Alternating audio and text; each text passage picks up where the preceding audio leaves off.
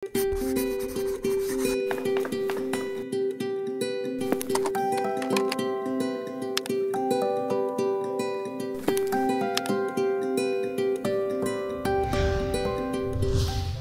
sejahtera.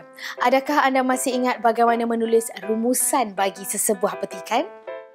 Topik perbincangan hari ini ialah soalan 1 dan soalan 2A kertas 2 SPM Bahasa Malaysia, iaitu rumusan dan pemahaman umum.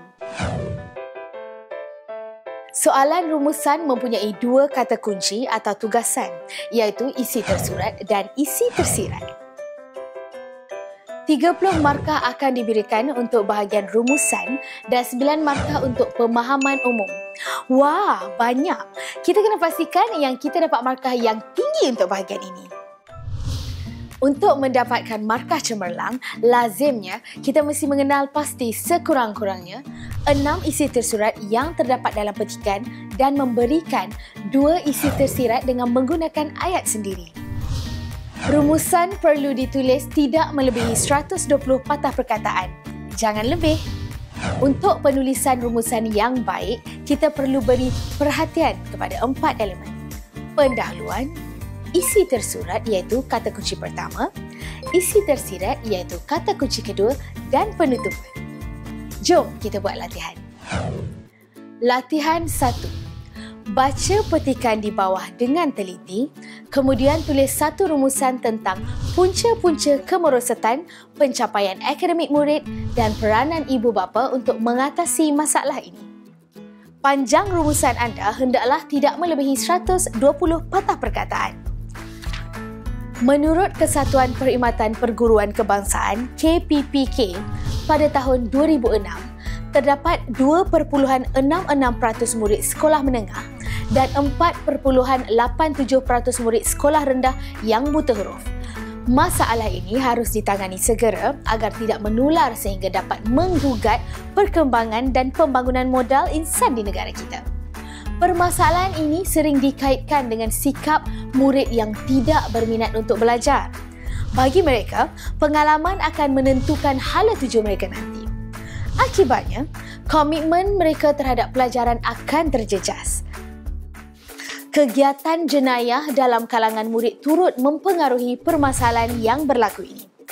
Menurut statistik pihak polis, sehingga bulan Mei 2005, 605 daripada 1,048 orang murid yang ditangkap terlibat dengan salah laku jenayah. Apabila keadaan ini dikesan, maka sudah pastilah kegiatan ini mempunyai kaitan dengan gejala ponting sekolah.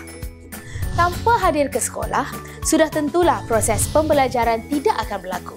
Ilmu tidak dapat diperoleh dan murid terbabit tidak dapat melakukan penambahbaikan diri. Fakta ini dikukuhkan juga dengan perangkaan yang dipaparkan oleh Yayasan Pencegahan Jenayah Negara YPJN, iaitu menunjukkan bahawa 2,377 daripada 4,674 murid yang ditahan sering terlibat dengan gejala ponting sekolah. Menurut kajian psikologi, hubungan kekeluargaan yang renggang sering menyebabkan seseorang murid itu tidak mempedulikan pencapaian akademiknya. Masalah ini perlulah diatasi dengan kadar segera agar impaknya tidak menjadi semakin parah. Malah, institusi keluarga yang rapuh juga sering dikaitkan dengan kegagalan ibu bapa untuk mendidik anak-anak mereka dengan sempurna akibat tekanan hidup yang semakin mencabar. Pakar psikologi juga berpendapat anak-anak yang tidak dapat menerima didikan dan layanan yang baik di rumah akan menjejaskan prestasi akademik mereka semasa di sekolah.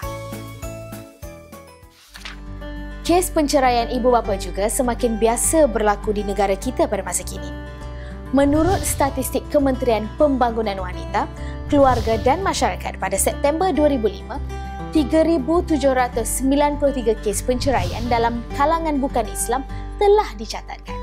Masalah penceraian yang berlaku sudah pasti akan mengganggu emosi anak-anak dan seterusnya dapat menyebabkan pencapaian akademik mereka terjejas. Di samping itu, menurut kajian, kebanyakan ibu bapa kini sibuk mengejar kesenangan duniawi dan bersikap keakuan atau individualistik. Biasanya, ibu bapa yang sebegini sering melepaskan ketegangan dan tekanan jiwa mereka terhadap anak-anak sehingga menjejaskan tumpuan mereka dalam bidang akademik. Selain itu, kes keganasan rumah tangga di Malaysia juga semakin meningkat. Keadaan ini menunjukkan kegagalan ibu bapa berperanan sebagai pelindung dan penjaga yang bertanggungjawab kepada anak-anak mereka. Gejala ini juga turut menyebabkan tumpuan anak-anak terhadap akademik akan terjejas teruk. Di samping itu, perubahan sistem sosial dan persekitaran turut mempengaruhi sikap serta tingkah laku anak-anak sehingga boleh menjadi agresif, nakal dan malas belajar. Sesungguhnya, anak-anak merupakan aset yang tiada tara nilainya. Ibu bapa pula diamanahkan untuk mencorak anak-anak mereka dengan sebaik-baiknya. Perlu disedari bahawa pencapaian akademik merupakan salah satu tiket yang mampu menentukan baik buruk masa depan anak-anak. Setiap insan harus melakukan anjakan minda dan beriltizam untuk berubah kerana yang bulat tidak datang bergolek, yang pipih tidak akan datang melayang. Diubah suaikan daripada dilema kemerosotan pencapaian akademik oleh Tam Chai Lian, Dewan Masyarakat, April 2009. Setelah anda baca dan fahami petikan, mulakan jawapan dengan elemen pertama, iaitu menulis perenggan pendahuluan. Ada cara untuk menulis pendahuluan ini. Pertama, kenal pasti kata kunci untuk isi tersurat dan isi tersirat terlebih dahulu. Kata kuncinya ada dalam soalan.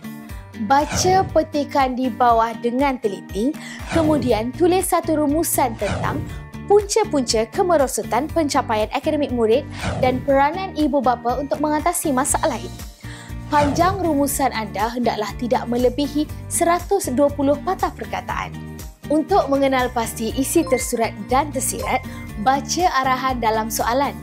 Kata kunci pertama ialah isi tersurat, manakala kata kunci kedua ialah isi tersirat. Dalam soalan ini, isi tersurat ialah punca-punca kemerosotan pencapaian akademik murid, manakala isi tersirat ialah peranan ibu bapa untuk mengatasi masalah ini.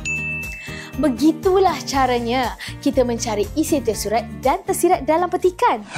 Untuk menulis pendahuluan, hanya kata fokus isi tersurat sahaja yang mesti diubah kepada perkataan yang sinonim dan ditambah dengan latar masa atau latar masyarakat. Baiklah, kata kunci punca-punca juga bersinonim dengan kata faktor-faktor atau sebab-sebab. Jadi, anda boleh menulis pendahuluan sebegini. Jom kita lihat isi-isi tersurat yang telah dikenal pasti. Sikap murid yang tidak minat belajar. Kegiatan jenayah dalam kalangan murid turut mempengaruhi permasalahan yang berlaku. Gejala ponting sekolah dalam kalangan murid. Hubungan kekeluargaan yang renggang sering menyebabkan seseorang murid itu tidak mempedulikan pencapaian akademiknya.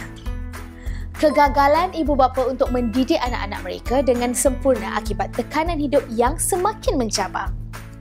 Masalah penceraian yang berlaku sudah pasti akan mengganggu emosi anak-anak dan seterusnya dapat menyebabkan pencapaian akademik mereka terjejas. Kebanyakan ibu bapa kini sibuk mengejar kesenangan duniawi dan bersikap keakuan atau individualistik. Kegagalan ibu bapa berperanan sebagai pelindung dan penjaga yang bertanggungjawab kepada anak-anak mereka. Perubahan sistem sosial dan persekitaran turut mempengaruhi sikap serta tingkah laku anak-anak sehingga boleh menjadi agresif, nakal dan malas belajar. Dengan isi tersurat yang dikenal pasti, pilih 6 isi sahaja untuk kita menulis perenggan pertama. Gunakan penanda wacana yang ringkas tetapi tepat supaya dapat menjimatkan jumlah patah perkataan. Anda perlu merancang, membuat ketetapan dalam minda untuk menggunakan penanda wacana.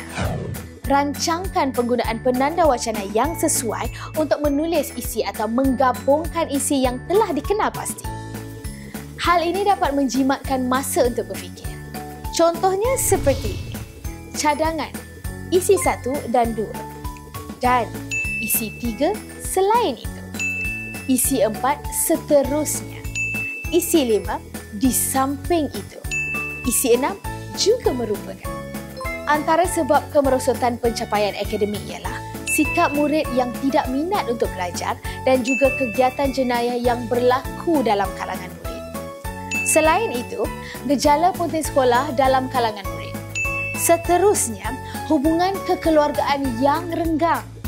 Di samping itu, kegagalan ibu bapa untuk mendidik anak-anak mereka dengan sempurna akibat tekanan hidup yang semakin mencabar. Masalah penceraian yang berlaku juga turut mengganggu emosi anak-anak sehingga menjejaskan prestasi akademik mereka. Sekarang kita tulis elemen ketiga iaitu isi tersirat pula. Perenggan isi tersirat mestilah ditulis dalam perenggan lain. Kata fokus untuk isi tersirat dalam petikan iaitu peranan ibu bapa untuk mengatasi masalah ini. Gunakan penanda wacana atau kata seni yang ringkas dan tepat. Isi tersirat mestilah terdiri daripada pendapat anda sendiri dan berkaitan dengan isi tersurat. Ingat, tiada markah akan diberikan untuk isi tersirat jika anda ambil bulat-bulat daripada petikan. Jom kita lihat isi tersirat yang telah dikenal pasti. Tulis dalam satu perenggan lain. Berikut ialah contoh perenggan isi tersirat. Peranan ibu bapa untuk mengatasi masalah ini adalah dengan memberikan sepenuh tumpuan dan kasih sayang kepada anak-anak serta sentiasa bekerjasama dengan pihak sekolah agar dapat memantau prestasi akademik anak-anak. Baiklah, selesai dengan perenggan isi tersurat dan tersirat. Seterusnya, kita sampai ke elemen terakhir iaitu penutupan.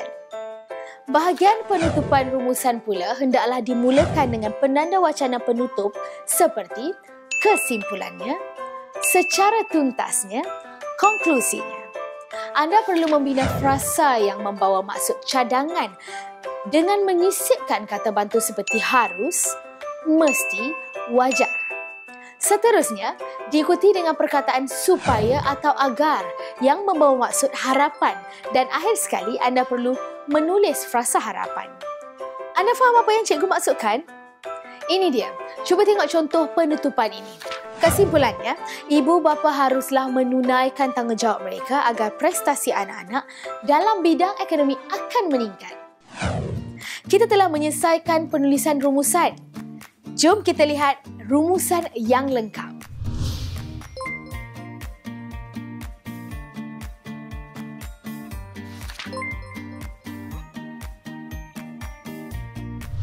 Baiklah semua, tarik nafas dalam-dalam dan hembus. Tenangkan fikiran. Selepas ini, kita terus dengan soalan pemahaman pula. 3 soalan akan dikemukakan dalam bahagian ini iaitu memberi maksud rangkai kata atau perkataan, menjawab pemahaman berdasarkan petikan dan soalan kemahiran berfikir. Sudah bersedia semua? Jom kita mulakan. Berdasarkan petikan rumusan, jawab soalan-soalan yang berikutnya dengan menggunakan ayat sendiri. Nyatakan maksud rangkai kata agar impaknya tidak menjadi semakin parah. 2 markah. Untuk soalan pertama iaitu maksud rangkai kata, hanya gantikan rangkai kata dengan perkataan sinonim dan bukan huraian. Hanya 2 markah diperuntukkan, jadi anda tidak perlu beri huraian yang panjang lebar. Agar bermaksud supaya. Impaknya bermaksud kesannya. Tidak menjadi semakin parah bermaksud tidak ketara. Jawapan, maksud rangkai kata tersebut adalah supaya kesannya tidak ketara. Jadi kita ke soalan kedua. Apakah kesan daripada gejala ponting dalam kalangan murid? 3 markah. Untuk soalan kedua, jawapannya sepatutnya ada dalam petikan. Jawapan bagi soalan ini ada dalam perenggan kedua dalam petikan rumusan. Cuba tengok. Jawapannya terdapat dalam petikan rumusan. Murid mudah terjebak dengan salah laku jenayah. Proses pembelajaran tidak akan berlaku. Ilmu tidak dapat diperoleh. Murid terbabit tidak dapat melakukan penambahbaikan diri. Ingat, tulis jawapan dalam ayat lengkap. Kesan daripada gejala ponting ialah murid mudah terjebak dengan salah laku jenayah dan proses pembelajaran tidak akan berlaku. Seterusnya, ilmu juga tidak dapat diperoleh. Selain itu, murid terbabit tidak dapat melakukan penambahbaikan diri. Jom ke soalan ketiga. Pada pendapat anda, apakah cara-cara untuk membantu murid meningkatkan kecemerlangan diri selain pencapaian akademik? Okey, ini ialah soalan kemahiran berfikir. Jawapan tidak ada dalam petikan. Anda perlu memberi pendapat sendiri. Ingat, jawapan anda perlulah matang dan logik atau rasional. Jangan putus asa, berikan jawapan sebanyak mungkin. Pastikan tiada kesalahan tata bahasa dan ejaan. Sudah bersedia untuk melihat contoh jawapan? Jawapan: mengamalkan nilai-nilai agama dan moral, melengkapkan diri dengan pelbagai kemahiran teknikal, memelihara tata susila dan adat resam, memantapkan sasiah dan disiplin diri. Jawapan penuh. Pada pendapat saya, antara cara lain untuk meningkatkan kecemerlangan diri murid adalah dengan mengamalkan nilai-nilai agama serta moral dan melengkapkan diri dengan pelbagai kemahiran teknikal. Murid juga perlu memelihara tata susila dan adat resam serta memantapkan sasiah dan disiplin diri. Kenalah tulis jawapan dengan ayat yang lengkap. Pastikan setiap isi disambungkan dengan menggunakan penanda wacana atau kata hubung yang bersesuaian supaya ayat anda lebih gramatis. Sekian, selamat mengulang kaji.